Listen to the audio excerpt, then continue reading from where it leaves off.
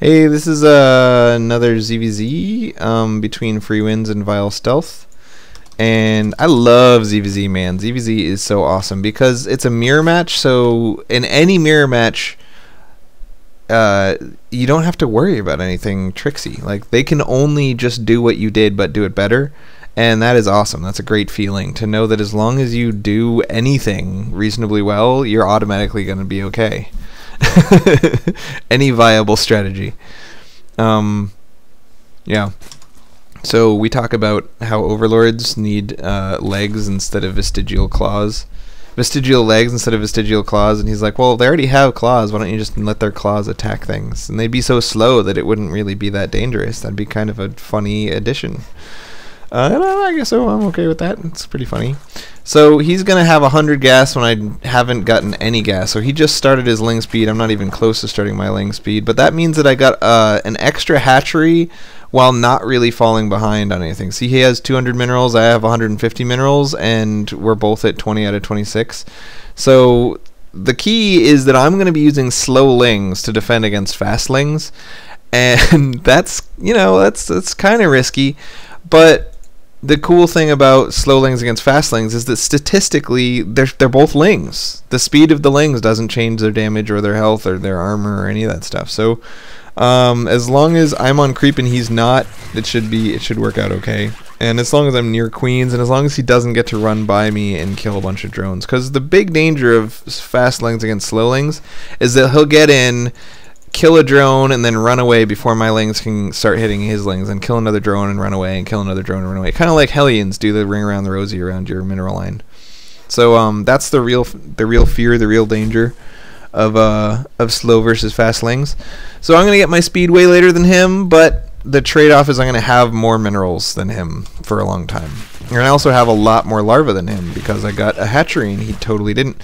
So he's going for the Ling Baneling route, which is the I hope that I'm good enough micro-wise to win on one base. He didn't even add another base. We both have exactly 16 and 15 workers. We have the same basic income.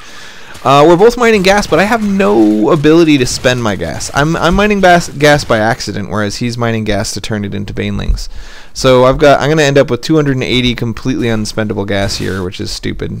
So my goal is just to make sure that I don't lose too many lings per baneling splash and use the defender's advantage. Like, right now his army is much bigger than my army. He's got a much bigger army, but a lot of it is back here. He's got to cross the field with his army. So as long as I can stay behind, like as long as I can be losing by less than $500 at any given moment, I should be able to survive. And then having the quicker hatchery is just going to, make him feel like he is further and further behind. In reality, I have 16 drones on one base. I have the exact same income as him, so he feels really far behind. He's like, wow, you got your hatchery up so much earlier than mine. If I don't do damage, I'm screwed. So he feels like he needs to do damage with this. That's not really true. He doesn't really need to do damage with this. And I get this a lot. I 2-base versus a 1-baser, and then I defend and I survive, and we trade somewhat evenly, and then they just leave. They're like, well, you got your second hatchery so early that I'm just miles behind, and I guess you win. But in reality, I'm mining the same amount as you, so it doesn't matter how long I have 2 hatcheries to your 1, I'm still not winning. So he keeps trying to get banelings in. I keep trying to trade the banelings relatively evenly. And this is a really fun style of play. Just Ling versus Ling Baneling over and over and over and over. I love it. The games don't last very long. They're not complicated. There's no drops. There's no run-bys. There's nothing complicated to think about. That Baneling just got like 8 lings. That was pretty cool. It takes 2 banelings to kill a drone, so if he thinks he's going to lose those banelings to my queen before they get in range of the drones, then he's just going to say, oh, I better blow it up on something else. So that could have been bad. He could have killed 6 drones or something if he'd gotten really lucky with those 2 banes. And he was already outrunning my queen, so really could have happened, but it didn't. So now you can see, I can tell that he's starting this hatchery because I got my overlord in place. And so that's going to trigger me to make 6 drones and then go into roach production. So I accidentally mined 280 gas that I couldn't spend, but luckily for me, he accidentally mined 280 gas that he couldn't spend too. So both of us accidentally mined too much gas. He's gonna be defending back home with no spine because he needs to creep on the low ground before his spine can get up.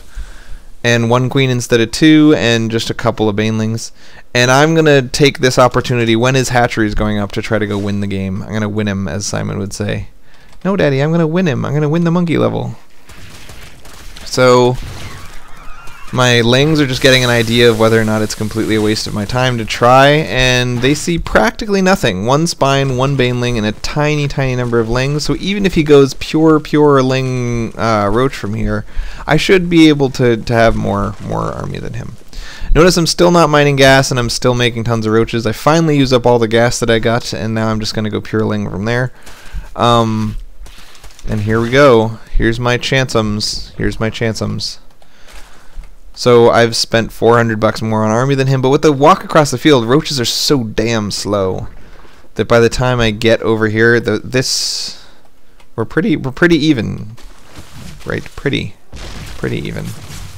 I guess I've got about double his army because he's got 2 spines. I don't know why. This is weird. I guess I've just mined more than him because I made those 6 drones a lot earlier than he made his. So roaches are like immune to banelings, and their lings statistically actually beat roaches dollar for dollar if they can get us around.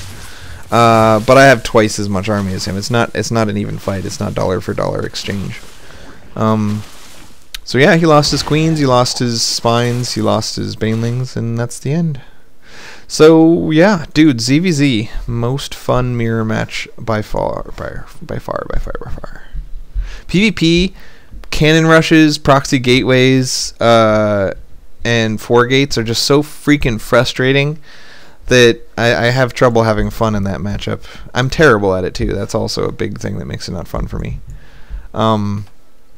And TVT, like, even though I'm pretty good at it, games last for freaking ever, and they're so varied. Like, there's lots of different units that can do lots of really completely not similar things. Like, Hellion Tank is so not nearly the same as Marine Marauder.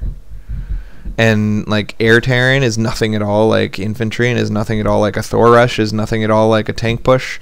So there's so many completely different things that can happen that there's a lot of stress involved. But with ZvZ, you know what's going to happen. You know, he's either going to bring lings, ling baneling, or roaches, and you get to kill them with your lings, ling baneling, or roaches. I mean, it's done. It's simple. I like it. I like it. ZvZ!